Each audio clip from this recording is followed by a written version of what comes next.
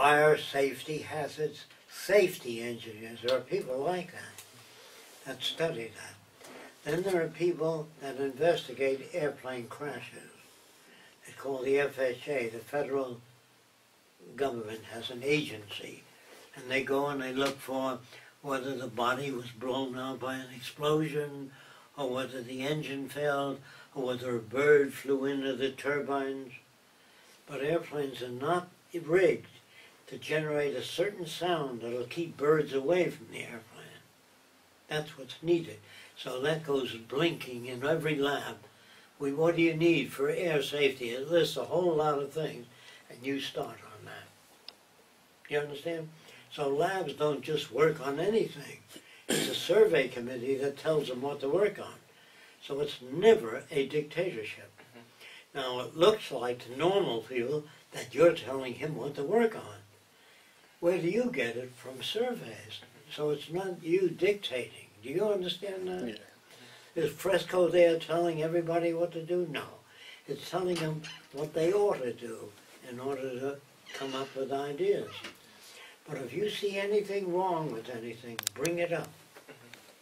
Does that make sense? Yes, sure. Yes. So there's no dictatorship in it. Now, who runs the whole system?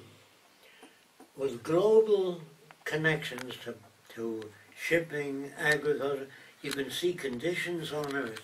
Every hurricane, every iceberg melting, the temperature all over the world. So your decisions are right before you.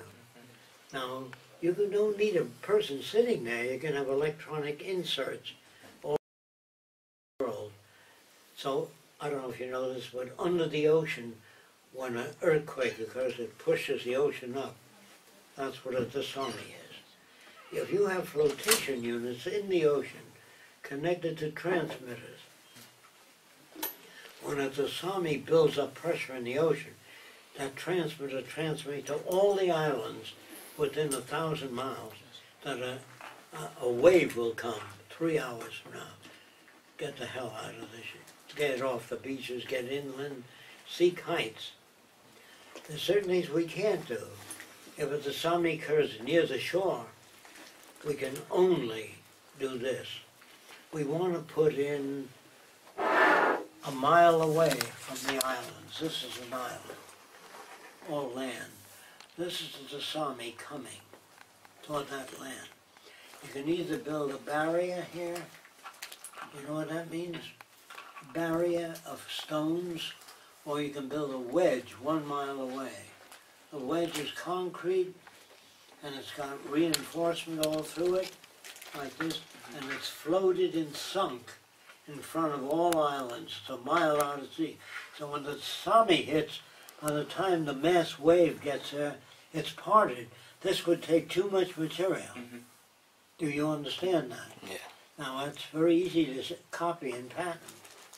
But I'm just telling you, just say, well, I've seen a lot of things at the Venus Project that take care of those problems. Because how does it work? That's a commercial question. Right. Do you know what that means? That's a commercial question. How does it work? Yes, people can make money with that. Say, we don't disclose how our concrete is lighter and better.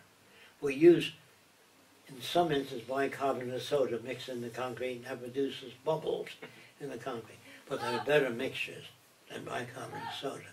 But I'm just giving you an idea. There are two metals. One is called antimony, and the other is called bismuth. If you twist them together and put a match on one end and heat it, the other end becomes ice cool. So if you make your roof of dissimilar metals with the cool end, the one end up and the other end inside the building, the hotter the sun gets, the cooler the building gets. No air conditioning, no pumps, just the weather itself. The metal is antimony and bismuth twisted together. If you tell that to people, they might eventually make roofs of that. Thermal dynamics. Thermal dynamics. Yeah, that's what it is. Yeah. All right, now here's another thing. These are the things that you should know, but try not to disclose it. When you make a roof of a building, they make it of tiles. One tile over the other, like that.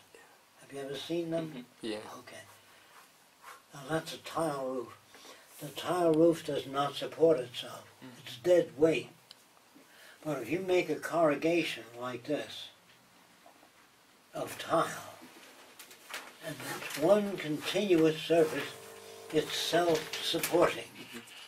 Do you understand that? Yeah. If you metallize this, you know, metallize means spray liquid metal on a very thin coat, and then put glass coat over that, it won't rust. Right. Then you put, I'm going to just blow up one corrugation. It's an inverted corrugation, like this. And this is silver, highly reflective. If you put a pipe here, you can concentrate the sunlight on water.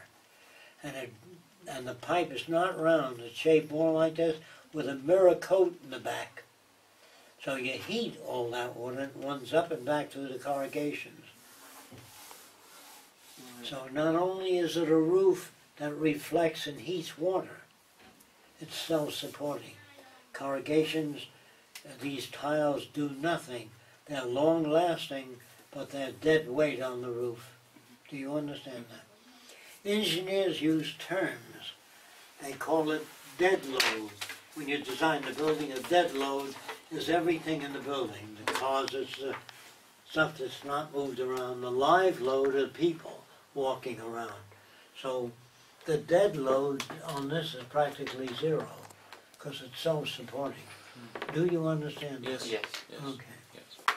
So when a person says, what are you going to do for energy?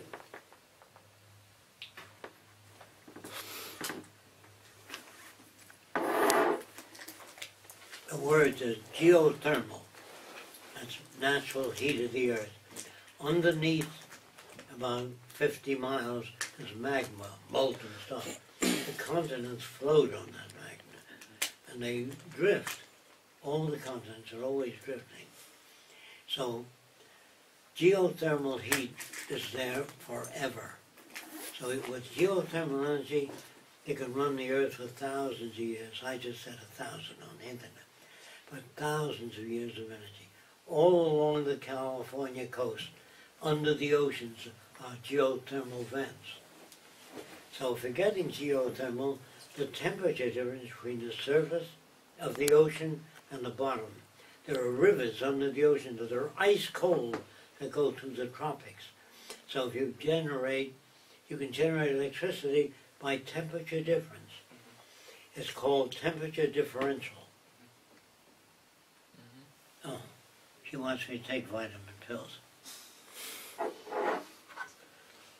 So you do take vitamins. What is your diet? Because do you? Good idea.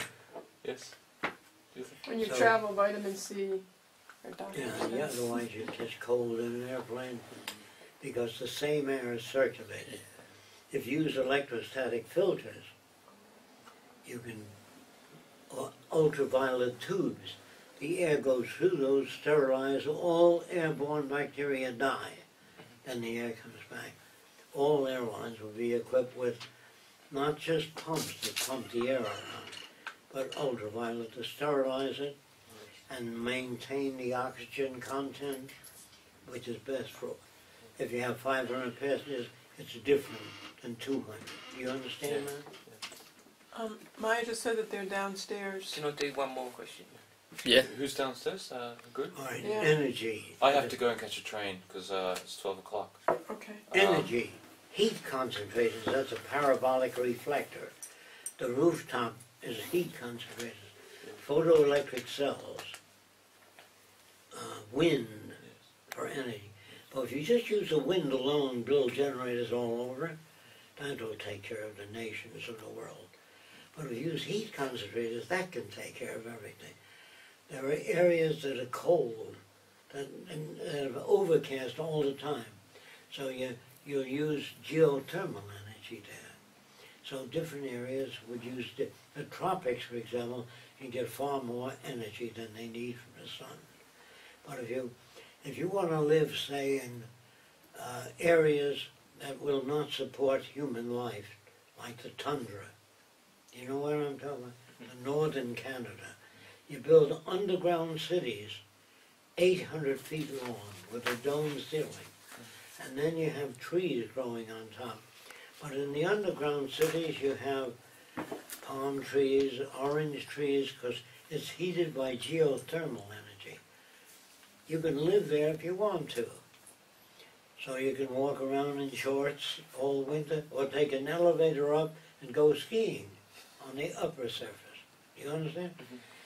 People have to know about these things. Jack, there's a group downstairs. They want us to move downstairs. Did you have a question, Simon? One question yourself? Just one. That's right. He's still going. Yeah. Just interdisciplinary teams. How would they work? Oh, they're connected because one team designs the structure and the other suggests metallurgists what metal are made of. And another student is one of rust and deterioration. And he recommends the outer coating. Titanium, you know that metal, rusts 1/1000th of an inch in salt water in 1,000 years. So all materials will be coated with a thin coat of titanium. Right. That's not decided by the structural engineers. Right. It's material preservation engineers. So that when the structure's finished, they turn it over to you. And new developments over to you. What's new?